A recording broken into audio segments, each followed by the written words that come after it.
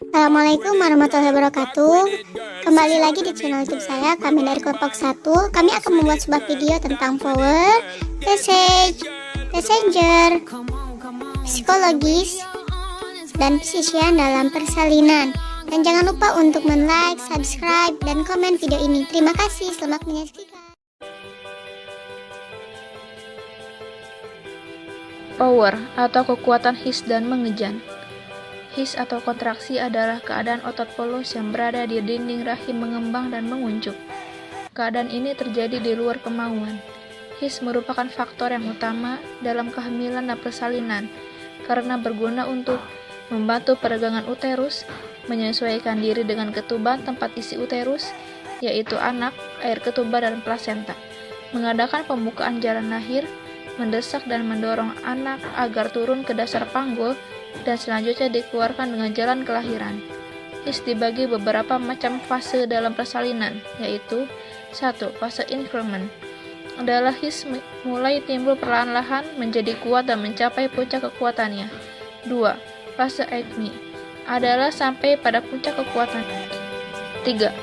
Fase decrement adalah kekuatan menurun perlahan-lahan kembali kepada keadaan seperti waktu kontraksi belum timbul. Selanjutnya, passage atau jalan lahir. Jalan lahir terdiri dari jalan lahir keras atau tulang dan jalan lahir lunak atau dasar panggul yang harus dinilai diantaranya. Yang pertama, kelainan karena gangguan pertumbuhan panggul. Yang kedua, kelainan tulang atau sendi panggul. Yang ketiga, kelainan tulang belakang. Dan yang keempat, kelainan anggota gerak bawah. Jalan lahir terbagi menjadi dua, yaitu bagian keras dan bagian lunak. Bagian keras terdiri dari yang pertama os coxae, diantaranya os ilium, ischium, dan pubis. Yang kedua os sacrum, dan yang ketiga os coccygeus. Bagian lunak yaitu otot-otot dasar panggul bagian luar. Di sini dapat dilihat pada gambar berikut. Nah, ini adalah gambar otot.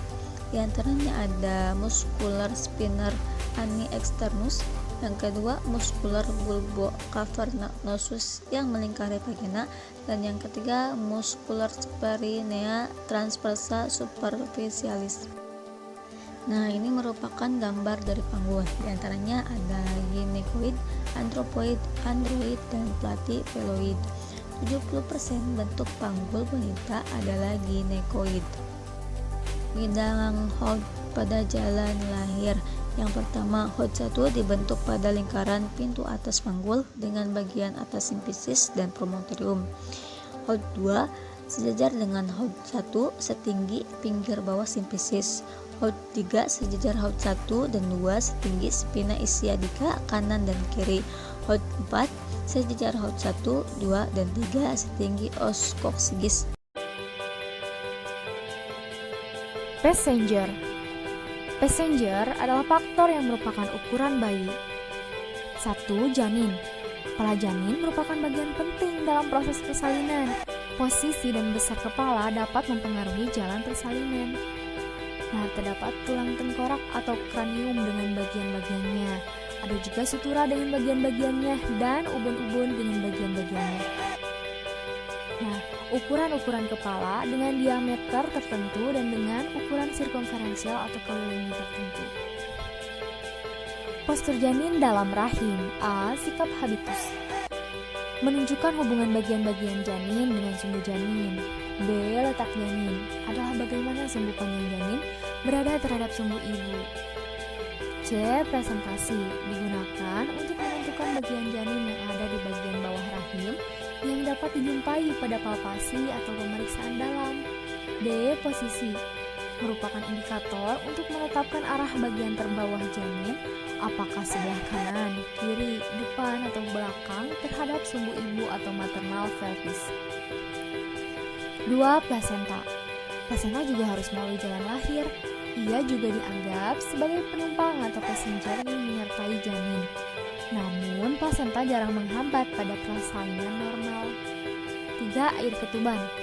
Amnion pada kehamilan atem merupakan suatu membran yang kuat dan ulet tetapi lentur. Amnion adalah jaringan yang menentukan hampir semua kekuatan regang membran janin. Dengan demikian, pembentukan komponen amnion yang mencegah ruptura atau robekan sangatlah penting bagi keberhasilan kehamilan.